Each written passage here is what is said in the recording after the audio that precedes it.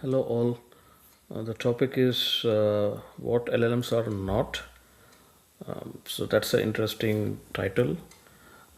So, but the first slide is what is LLM, right? So LLM always predicts the next token. That's the only job it does, and it does that job fairly good. Like it always predicts the next token. The modern LLMs are built on the transformer architecture. It's based on the attention is all you need paper. So most like almost all LLMs are based on the this particular paper, and as I told, it can only predict LLMs can only predict one token at a time. It only produces or predicts the next token. It uses autoregressive generation to produce the token based on the previously generated output or tokens. I'm going to talk about this later. The next important or the final point is LLMs are stateless. It doesn't hold any state. It doesn't have any memory except for the weights.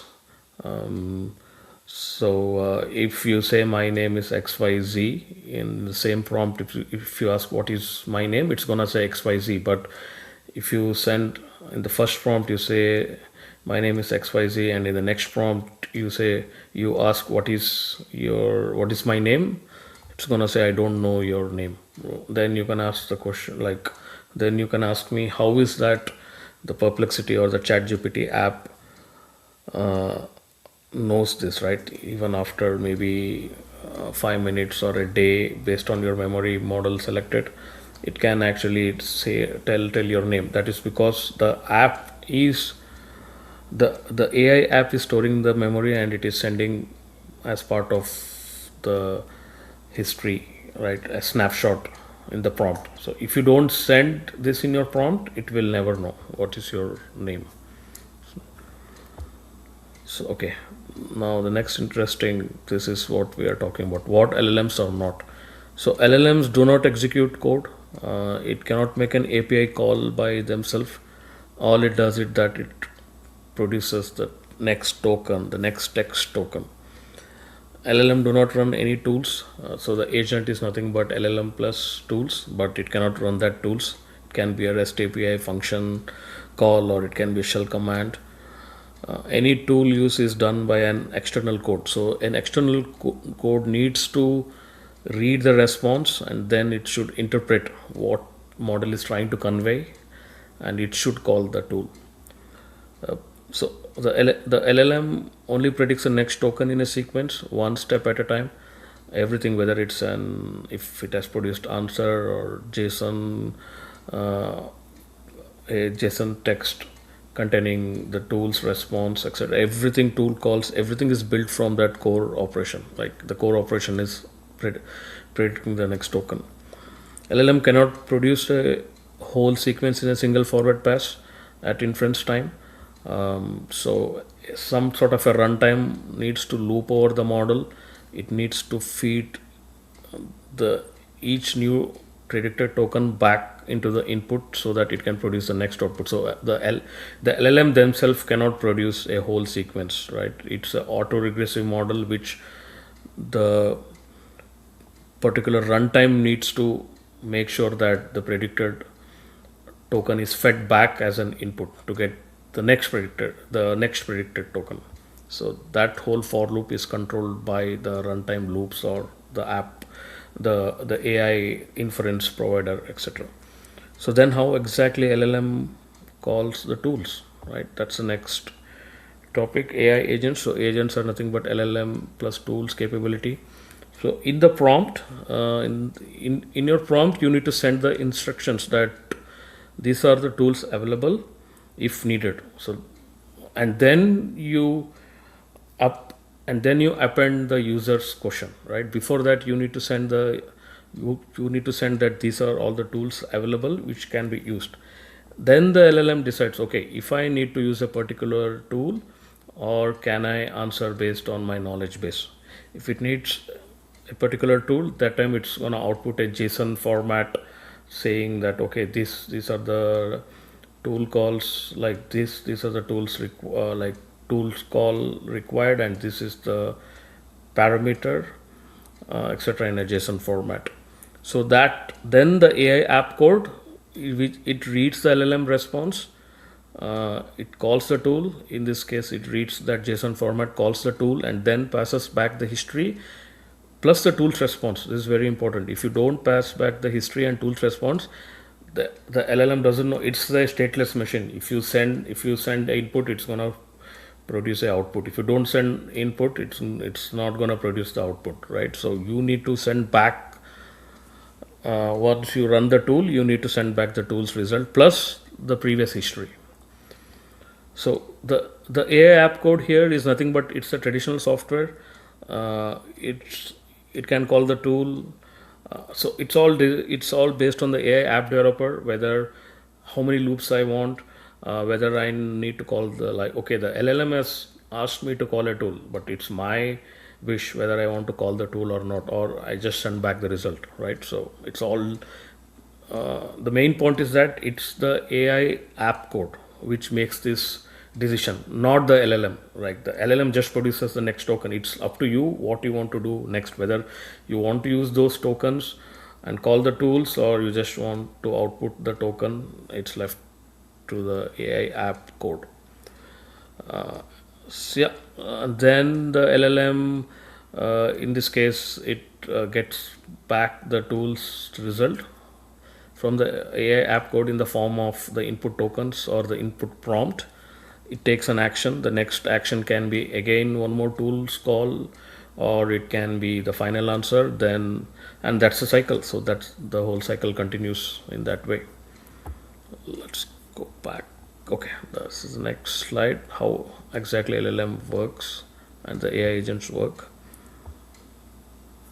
Yeah, so as I mentioned, LLMs are nothing but auto-regressive generation models. So basically, it generates only one text token at a time. So each new token is conditioned on all the previous tokens. So that's the auto-regressive. Auto here stands for itself, like it uses, like the model uses its own predicted output, or whatever input you send. The output is based on that. That's the prompt, right? That's the context memory also. Like it's not exactly the same, but yeah, it just uses the context memory to predict the next token. That's what I meant to say. So for example, the cat sat on the, if this is the input, this is the prompt, and then the LLM is gonna produce the next token, mat. And then you need to send everything back again. The cat sat on the mat to get and.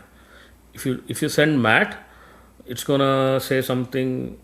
Maybe the next probable token is for mat, it can be cat. So it's gonna just say cat. But if you send the cat sat on the mat, it's gonna send and if you send this and, it can produce the next token. So it's your responsibility, you in the sense the AI inference provider responsibility to send all these tokens and the next predicted token and the next predicted token back to the input to get the output. And based on the end of sequence, the inference provider or the AI application developer can stop calling the LLM and then output the results back.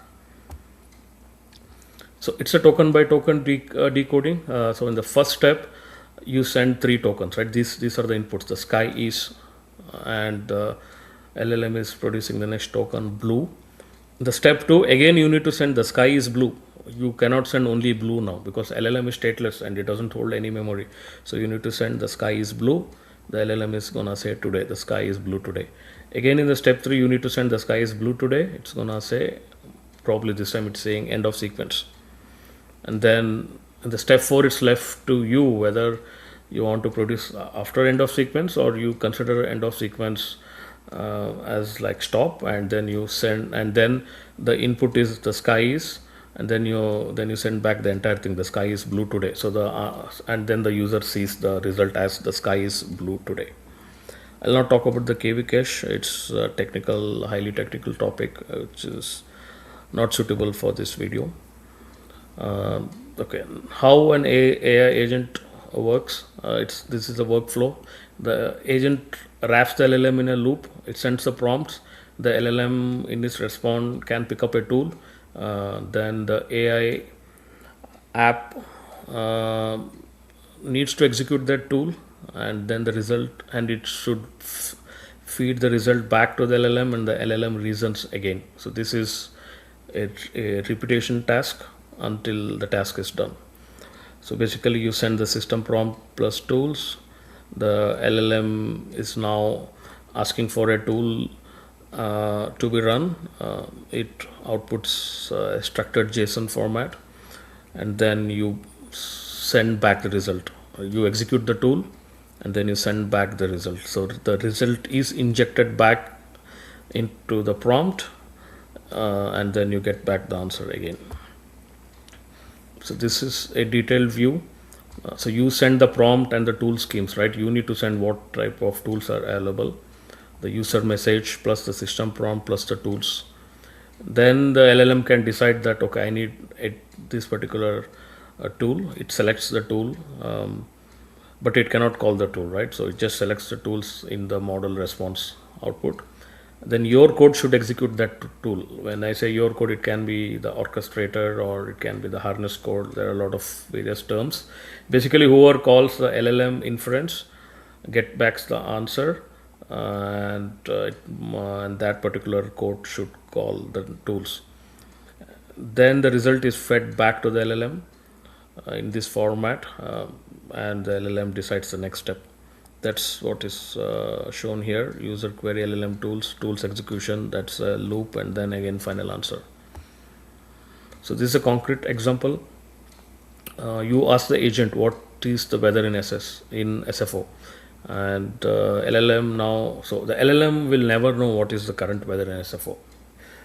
If you don't send any tool as an input, it's gonna hallucinate an answer. It's gonna give some vague answer. So if you say that there is some tool called as get weather, the LLM will most probably predict that, call this tool with these arguments, cities and SFO. Then in your tool, that tool can be a function call, it can be a REST API to weather.com, and you get the answer from the tool, and then you feed the result back to the LLM. So it's not the LLM says that the temperature is 62 degree Fahrenheit, right? It's the tool actually giving you the answer, right? At this point, as an application developer, you know the answer already, like based on the weather.com or any other result, right? And then you feed back to the LLM. So LLM is going to use its brain, it's going to summarize, and this is the final output. It's 62 degree Fahrenheit, partly cloudy in SFO, etc. So bring a light jacket. So this is the prediction, right? This is the creativity.